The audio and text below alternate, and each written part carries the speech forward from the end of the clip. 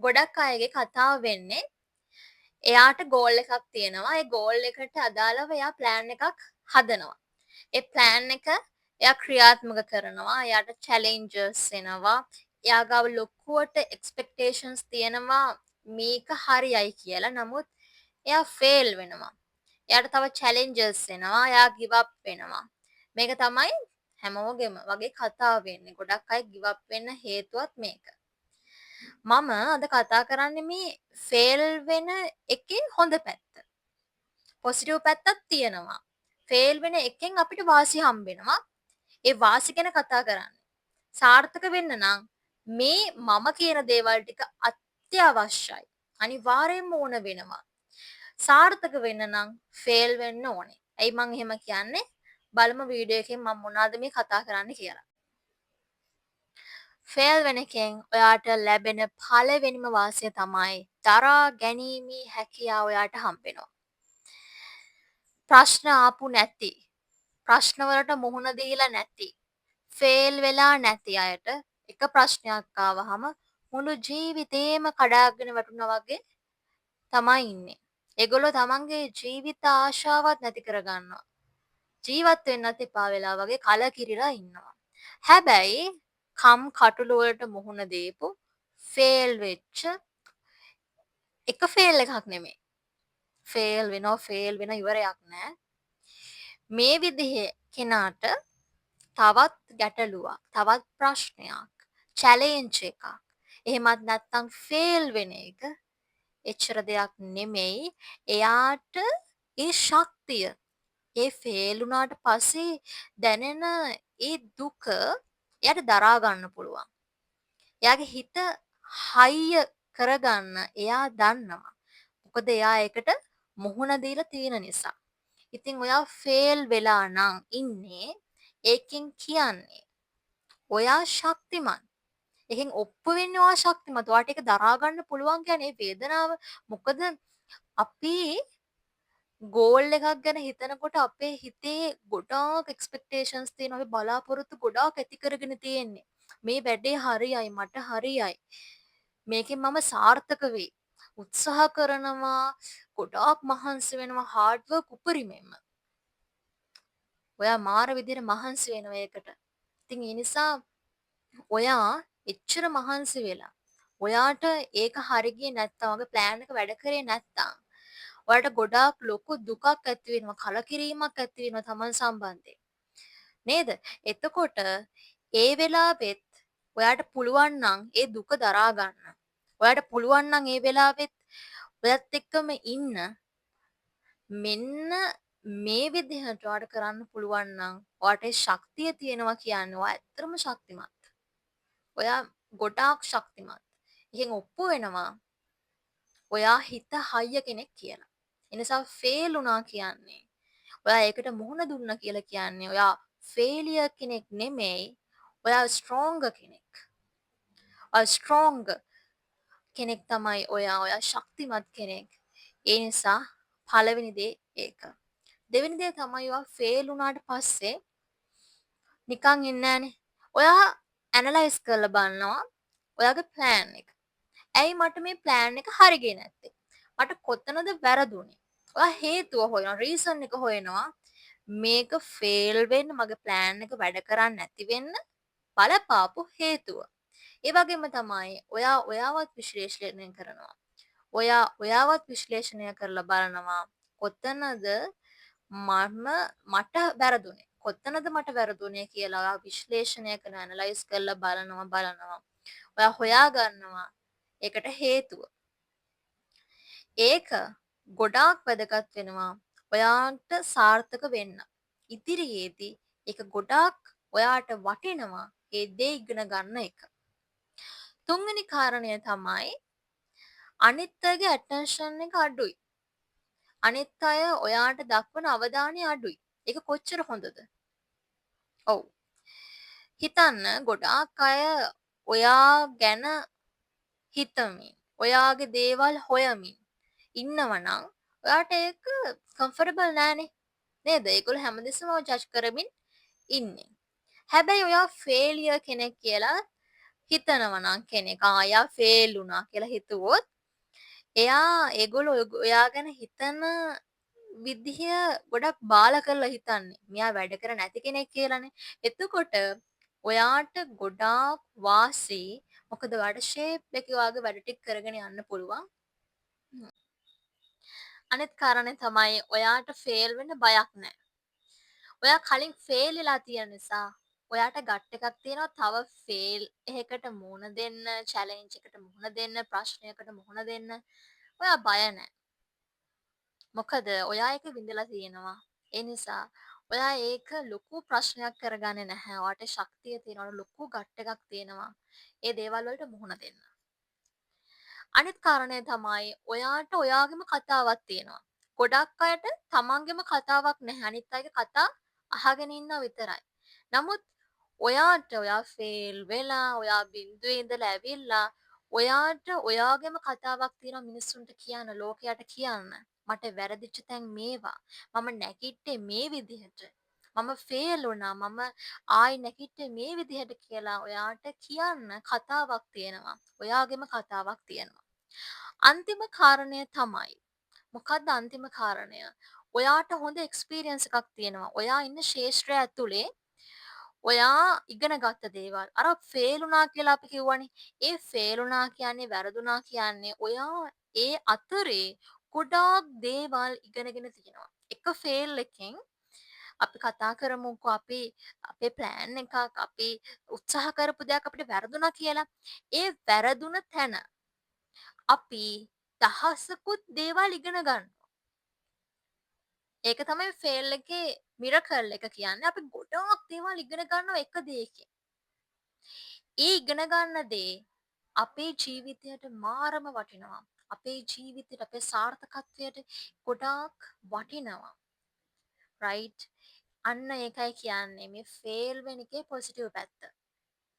ඔයා ඉගෙන ගන්න ෆේල් වෙනවා නෙමෙයි ඔයා ඉගෙන ගන්නවා ෆේල් උනේ මොකද්ද ඔයා හදපු එක්තරා ප්ලෑන් එකක් නැතුව ඔයා ෆේල් උනේ නැහැ ඔයා ෆේල් උනේ නැහැ ඔයා හදපු එක ප්ලෑන් එකක් තමයි ෆේල් උනේ කාටද ආයි ප්ලෑන් එකක් හදන්න පුළුවන් ඔයාට ඔයා මට වැරදුනේ කොහෙද කියලා හොයනවා රීසන් එක හොයනවා ඔයා ආයි ඒ වැරද්ද වෙන්න ඉඩ තියන්නේ නැහැ ඔයා ඉගෙන ගත්ත දේ තවත් ඔයා දියුණු වෙමින් ඉදිරියට යනවා.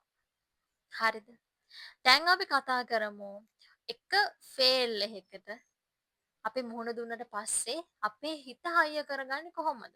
මේ හිත හයිය කරගෙන අපේ බ්‍රේන් එක හදාගන්නේ කොහොමද අපි? පළවෙනි දේ තමයි ඔයා හිතන විදිය. සමාජය හිතන විදිහට ඔයා හිතන්න ගියොත් ඔයා අමාරුවේ වැටෙනවා. හැබැයි ඔයා විදිහට හිතුවොත් ඔයා කරන්න කැමති දේ ඔයා කරොත් ඔයාට සතුටින් ඉන්න පුළුවන්. මම පොඩි උදාහරණයක් කියන්නම් මේ සමාජයේ හිතන විදිය. සමාජයේ හිතනවා සමාජයේ කියනවා සමාජය පෙන්눔 කරන්න හදනවා කළු හැම කියන්නේ කැතයි අවලස්සනයි නරකයි. සුදු හැම කියන්නේ ලස්සනයි පිරිසිදුයි ඒ වගේම තමයි හොඳයි. මේ විදිහට සමාජය ඔන්න අපේ ඔළුවට දානවා. ඒක ඇත්තද? ඒ කියන්නේ කළු කෙනෙක් ඉන්නවා නම් එයා හොඳ නැහැ. සුදු කෙනෙක් ඉන්නවා නම් එයා හොඳයි. මේ විදිහේ දෙයක් අපේ ඔළුවට දාලා තියෙනවා. මේක ඇත්තද? නෑ. කෙනෙක්ගේ අපියරන්ස් එකෙන් අපිට එහෙම ජජ් කරන්න පුළුවන්ද? බැහැ. මේක තේරුම් ගන්න. ඔය සමාජයේ හිතන විදිය. සමාජයේ හිතන්නේ ඇස් දෙක වහගෙන. සමාජය හිතන දේවල් වලට අපිට එකඟ වෙන්න බෑ. සමහර දේවල් ඇත්ත, සමහර දේවල් එහෙම නැහැ. ගොඩාක් දේවල් ගත්තොත් එහෙම හරිම බොළඳ විශ්වාස තියෙනවා. මම කියන්නේ අපි සමාජය කියන දේ ඇහුවොත් එහෙම මොකද වෙන්නේ? අපේ සතුටයි අපිට නැති වෙන්නේ. අපි සමාජයේ කියන ප්ලෑන්ස් වලට වැඩ කරන්න ගියොත් අපේ සතුට තමයි අපිට නැති වෙන්නේ. එතකොට අපි කරන්න ඕන දේ මොකද්ද? අපි කැමති දේ. අපි කරන්න කැමති දේ අපි කරලා දියුණු වෙන්න ඕනේ. මේක හරි සරල කාරණයක් නෙමෙයි. මේක සරල අපිට දකින්න බෑ. තමන් කැමති දේ කරලා දියුණු වෙන්න හරිම අමාරුයි. හැබැයි ඔයාට ඔයාගේ ෆැමිලි එකේ සපෝට් එකක් තියෙනවා නම් මේ ආර්ථිකයත් එක්ක තමයි ගොඩක්ම අමාරු. ආර්ථිකයත් හදාගෙන තමන් කැමති දේ කරන්න හරිම අමාරුයි. හරිද? හැබැයි කොහොම වුණත් ඔයා කොච්චර මහන්සි වුණත් ඔයාට කොච්චර වැඩ තිබ්බත් ඔයා කරන්න කැමති දේ තියෙනවනේ. ඔයා කරලා ඒ දේ කරලා දියුණු වෙන්න ඔයාට ආසාවක් තියෙනවනේ. ඒ දේට තියෙන ආසාව නැති කරගන්න එපා. ඔය හැමදෙස්සම පොසිටිව් විදිහට පොසිටිව් ඉමේජ් එකක් වගේ ඔළුවේ තියාගන්න ඕනේ. ඔයා කරන්න කැමති දේ ඔයා කරලා දියුණු වෙනවා. ඔයා ඉමේජිනේෂන්ස් ඔයා ගාව තියෙනවා. ඔයා මවා ගන්න ඕනේ මම කරන්න කැමති දේ කරලා මම දියුණු වෙලා ඉන්නවා දකින්න වගේ හිතෙන්. ඔයා මේ විදිහට කරනවා වගේ මනසව සකස් කරගන්නවා. ඔයාගේ ඩ්‍රීම් එකට ඔයාගේ ටාගට් එක වෙන්නේ ඔයාගේ ඔයා ප්‍රාර්ථනා කරන ඒ ජීවිතය. ඔයා කරන්න කැමති රැකියාව. ඔයා රැකියාව කරලා දියුණු වෙලා ඉන්නවා දකින්න ඕන. ඔයාගේ හිතෙන් ඔයා ඒක කරන්න ඕනේ. ඔයා ඒ විදිහට කරන්න ඔයාගේ බ්‍රේන් එක ඔයා හදනවා. ඔයා සකස් කරගන්නවා. එහෙම වාතාවරණයක් ඔයාගේ මනසේ හදා ගන්නවා කියන්නේ ඔයාට ටිකෙන් ටිකට ඔයාගේ ඉලක්කයට ළඟා වෙන්න පුළුවන්. විශ්වාස කරන්න මේ දේවල් හරියනවා. ඔයා ඔයාගේ හිත, ඔයාගේ මනස සකස් කරගන්න ඕනේ. ඔයාගේ හීනේ හැබෑ කරගන්න. ඔයා කොච්චර හાર્ඩ් වර්ක් කරත් වැඩක් නැහැ. ඔයා මානසිකව සූදානම් නැත්තම්. ඔයා මානසිකවත් කායිකවත් සූදානම් වෙන්න, දියුණු වෙන්න. ඔයා කැමති දේ කරලා දියුණු වෙන්න. ඔයා මානසිකවත් කායිකවත් ඔයා සූදානම් වෙන්න. මම කියපු දේවල් ඔයා ඒ විදිහටම කරොත් එහෙම ඔයා ඇත්තටම give up වෙන්නේ නැහැ. ඔයාට කොච්චර ප්‍රශ්න ආවත් කොච්චර challenges ආවත් ඔයා ලේසියෙන් වැටෙන්නේ නැහැ. වැටුණත් ඔයා නැගිටිනවා. බිඳුවටම වැටලා හිටියත් ඔයා නැගිටිනවා. ඒ ප්‍රශ්න වලට ඔයා මිරිකෙන්නේ නැහැ. ඔයා ඉක්මනින්ම කඩාගෙන වැටෙන්නේ නැහැ. කඩාගෙන වැටුණත් ඔයා නැගිටින්න දන්නවා. ඔයා ගොඩාක් ශක්තිමත් කෙනෙක් වෙනවා. ඔයා ගොඩාක් ශක්තිමත් කෙනෙක් වෙනවා. මේ වීඩියෝ එක මම තවත් කාරණා කිහිපයක් එකතු කරනවා. ඒ කියන්නේ ඔයා මැනේජ් කරන්න ඕන දේවල් කිහිපයක්. හරිද? පළවෙනියටම ඔයා මැනේජ් කරන්න ඕන ඔයාගේ සෞඛ්‍ය. ඔයා කායිකව නිරෝගී වෙන්න ඕනේ. එතකොට කායික නිරෝගීභාවයට අදාළ වෙන දේවල් ඔයා ලෑස්ති කරගන්න ඕනේ. හොඳ කෑම කන්න ඕනේ. පළතුරු මේ දේවල් එකතු කරගන්න වගේ ආහාර වලට. ඒ වගේම තමයි ඔයා ව්‍යායාම කරන්න. ඔයාගේ මේ ශරීරය ශාරීරික සෞඛ්‍ය ගැන හිතන්න. ඒ වගේම තමයි මනස කියන්නේ මනස සුවදායි පරිසරයක් ඇති කරගන්න හැමදෙස්සම. ඔළුව නිකන් මේ කසල ගොඩ වගේ තියාගෙන බෑ. ඔයාගේ කායික නිරෝගීකම වගේම තමයි මානසික නිරෝගීකම. එතකොට මානසික නිරෝගීකම ඔයාට තියාගන්න නම් ඔයාලට පුළුවන් මෙඩිටේෂන්ස් වගේ කරන්න. ඒ වගේම තමයි පොසිටිව් තින්කින් හරිම වැදගත්. මේ විදිහට ඔයාගේ මනස සුවදායි පරිසරයක් ඇති කරගන්න මනසේ ඔයාට පුළුවන් ආගමික වතාවත් කරන්න. මේ ආගමික වතාවත් වලින් ගොඩාක් කියන්නේ ආගමට දහමට නැඹුරු වෙන එකෙන් ඔයාගේ මනස ගොඩාක් සුවපත් කරගන්න පුළුවන්. ඒක ඇත්තටම හරීම වටිනවා. ගොඩක් අය මේ ගැන දන්නේ නැහැ. නමුත් මේ ආගම් කියන්නේ අපිට අවශ්‍යම දෙයක්. අපේ මානසික සුවයට ගොඩාක් උදව් වෙනවා මේ ආගම් කියන දේ. ඉතින් ආගම් කියන දේවල් මේ ආගමට ගරු කරන්න, ආගම දහමට ගරු කරන්න, ඒ වගේම සබහා දහමට කිට්ටු වෙන්න මේ විදිහට මේ සෞඛ්‍ය කියන දේ ඔයා ඇති කරගන්න.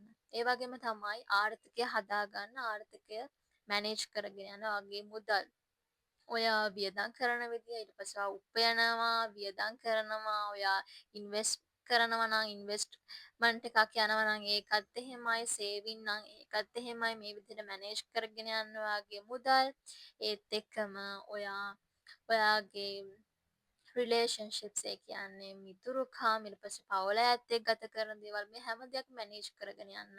එතකොට ඔයාලට සතුටින් ඉන්න පුළුවන්. අංක 1 තමයි නිරෝගීකම කියන දේ. ඒ නිසා ඒක පැත්තට දාලා අනිත් පස්සේ දේවල් දුවාගෙන යන්න එපා.